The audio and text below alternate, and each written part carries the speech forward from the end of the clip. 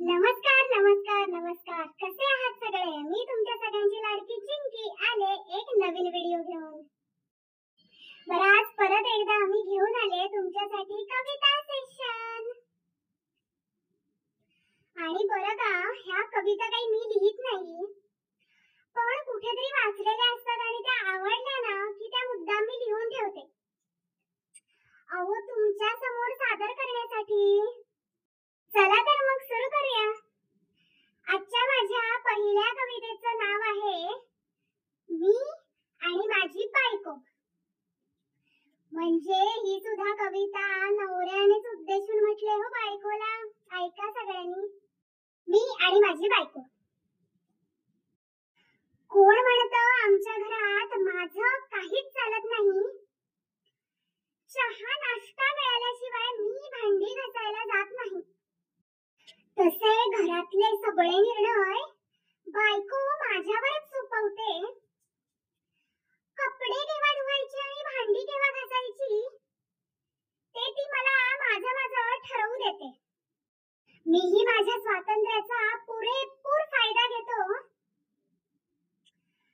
आधी स्वयंपाक बनवतो, मगच भांडी धुणं करायला जातो.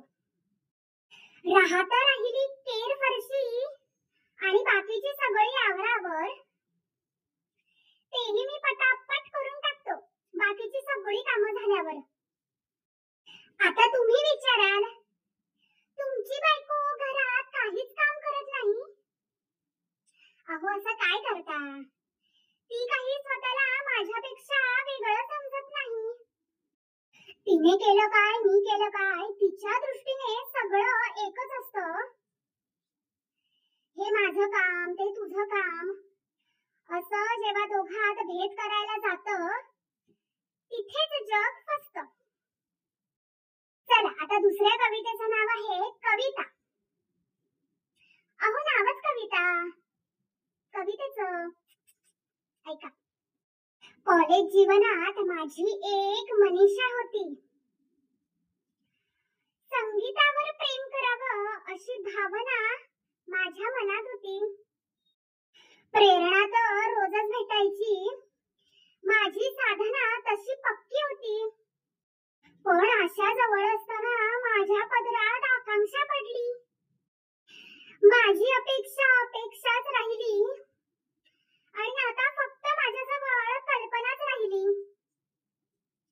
तर सांगा बरं, तुम्हाला ही माझी कविता कशी वाटली? आता एक कविता माझ्याकडून तुमच्यासाठी. तुमच्यासाठी म्हणजे जी लोक माझे व्हिडिओ पुढे फॉरवर्ड करत नाहीयेत ना, त्यांच्यासाठी. कवितेचं नाव आहे माझे व्हिडिओ फॉरवर्ड करा. माझे व्हिडिओ फॉरवर्ड करा, नाहीतर लागेल तुम्हाला पाप. आणि जर तुम्ही केले नाहीत तर आज रात्री तुमच्या घरात येईल साप. माझा व्हिडिओ 5 जणांना फॉरवर्ड करा. तुमची मौल्यवान हरवलेली वस्तू सापडेल. आणि जर तुम्ही फॉरवर्ड केलं नाही तर आज रात्री तुम्हाला भूत झपाटेल. माझा व्हिडिओ 10 जणांना फॉरवर्ड करा. तुम्हाला सोन्याचा हार मिळेल. आणि जर तुम्ही व्हिडिओ फॉरवर्ड केला नाहीत तर माझ्यासारखाच तुम्हालाही तुमच्या आईकडून भरपूर मार मिळेल.